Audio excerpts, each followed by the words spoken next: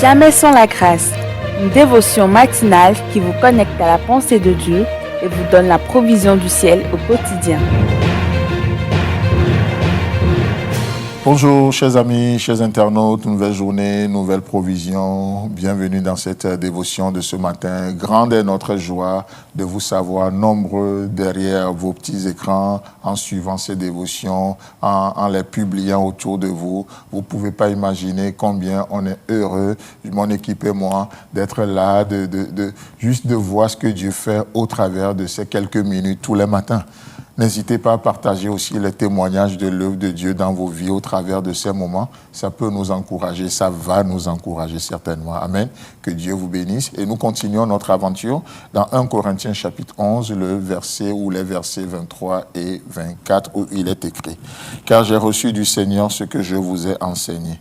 C'est que le Seigneur Jésus dans la nuit où il fut livré, il prit du pain. Le verset 24. Et après avoir rendu grâce, le rompit et dit: ceci est mon corps qui est rompu pour vous. Faites ceci en mémoire de moi. Amen.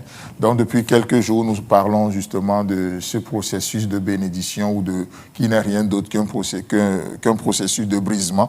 Dieu nous prend, il nous bénit, c'est-à-dire il nous donne son nom, il prononce des paroles de bénédiction sur nos vies, comme il en a fait pour le Fils. Celui-ci est mon Fils bien-aimé, en qui j'ai mis toute mon affection. Et il nous dote de son autorité et il va dire au monde: écoutez-le.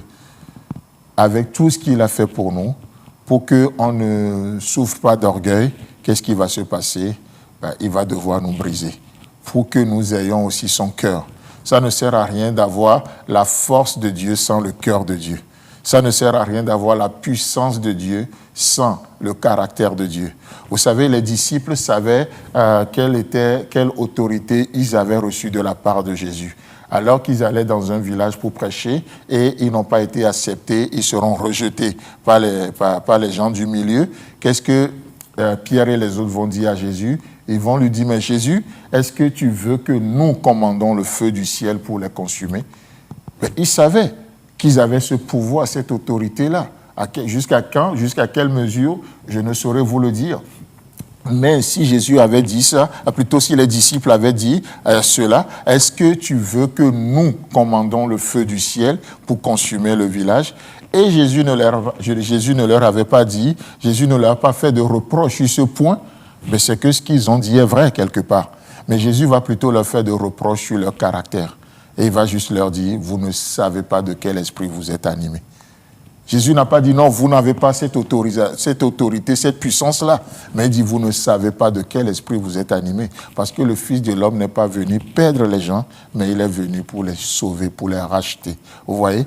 Donc, combien on peut avoir la puissance, on peut avoir l'onction même de Dieu dans notre ministère, on peut avoir l'onction de Dieu sur nos vies, mais malheureusement, on n'a pas le caractère de Dieu. Ce qu'on dit est vrai, mais on manque le cœur de Dieu, on manque la sagesse de Dieu. Et vous voyez? Et c'est bien que ce qu'on dit soit vrai, ce serait juste une épée pour décapiter les gens, si vous me permettez l'expression. Ne soyez pas en choqués, d'accord? C'est une manière de parler. Donc, et donc, du coup, avec tout ce que Dieu nous a donné, qu'est-ce qui va se passer? Il est aussi dans le business de nous briser, afin de nous rendre beaucoup plus maniables, afin de nous rendre beaucoup plus disponibles à son œuvre. Il brise. Il brise. Et vous savez, comme le dit ce missionnaire William Carey déclare que plus l'appel est élevé, plus la formation est grande. Plus l'appel est élevé, plus la formation est grande.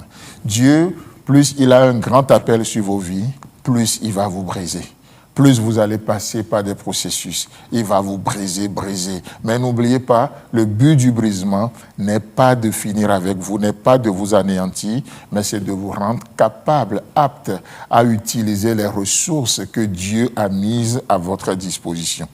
Et après cela, qu'est-ce qui se passe? Dieu va vous donner au monde.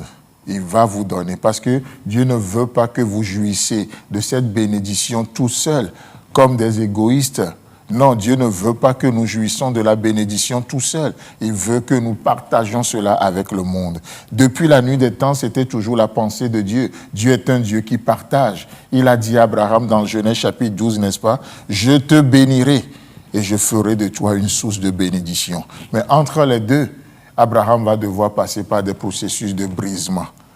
Il va devoir quitter certaines choses, il va devoir laisser tomber certaines choses, et c'est le brisement sur brisement. Et ainsi, il sera effectivement une source de bénédiction pour le monde entier. Chers amis, chers internautes, que Dieu vous bénisse. Si vous avez aimé cette émission, parlez-en à vos amis. Parlez-leur du message de la grâce et de ce qu'il fait dans vos vies. Pour un sujet de prière, une question ou pour devenir partenaire, contactez-nous au 00229 94 75 80 20. Que Dieu vous bénisse et à la prochaine.